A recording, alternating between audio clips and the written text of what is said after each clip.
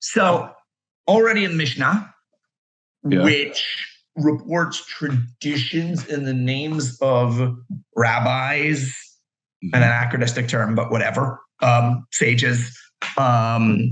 So I want to stop you on that. They didn't use the word rabbi surely, even when you see, like it says, Rabbi Akiva Omer. Yeah. That's a title. That's not that. If it says, if I said, I know that you're now Dr. Gordon, but let's say this were 10 years ago, and I said, Mr. Gordon and Mr. I also wasn't a doctor 10 years ago, and Mr. Wasserman were speaking, and they were giving a lecture, and then somebody who knew nothing about the culture said, "Oh, I get it. The people who speak at lectures are called misters." And what happens at a lecture, we reported statements that misters said. Misters are what you call people who speak, and it's not. It's so. So what about in Pirkei Avot to say lecharav? Make for yourself a rabbi. Give yourself. That's not. Give yourself a master. Rav is a master. Is adon. But a master teacher, right? I mean, no. Okay. You wouldn't say he. You wouldn't say hu Rav.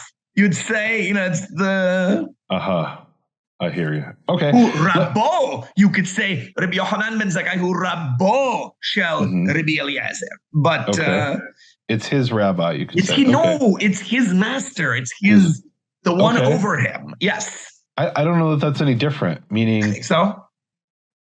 Because when you're talking about, because you know why?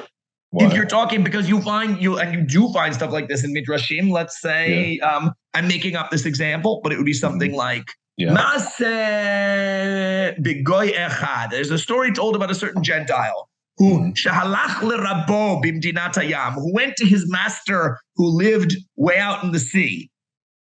So there's no question Rav also has rabbi. What? No, Rav also obviously has a secular sense. When it says Antigonus Socho said, be like someone who serves his Rav. So there it means master as in a slave holder. Exactly. So it has a secular sense as well. But I'm saying the example I gave would say where it's not a slave, not Maaseh be'eved echad, but just simply Maaseh begoy echad who went to his master, meaning like teacher. It does occur. So it would mean teacher there too. Yeah, and Rabbo shelimadot. Yes. Oh, here's actually a real example. When it's talking in Tractate Pesachim, and it's talking about reclining, meaning lying down in roughly a 45-degree, if not 90-degree position during the Passover ritual. Yes. Okay. And it says that the Talmud cites two statements. One says that a disciple, in the presence of his master, does not recline, because it's not respectful. And the other says a student, talmid bifnei rabbo, a disciple in the presence of his master, does recline. And they say, how do they resolve the difference, the contradiction? They say in this one, where it says he does not recline, that's his master who taught him Torah.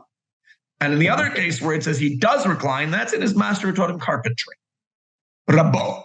Interesting. So it means teacher in that respect. Yes, but it's not a rabbi, a religious title. It's simply, That sounds like another topic for a podcast. Say, well, the carpenter teacher was clearly carpenter teachers were called rabbis. It's like, it doesn't translate. It's, I gotcha.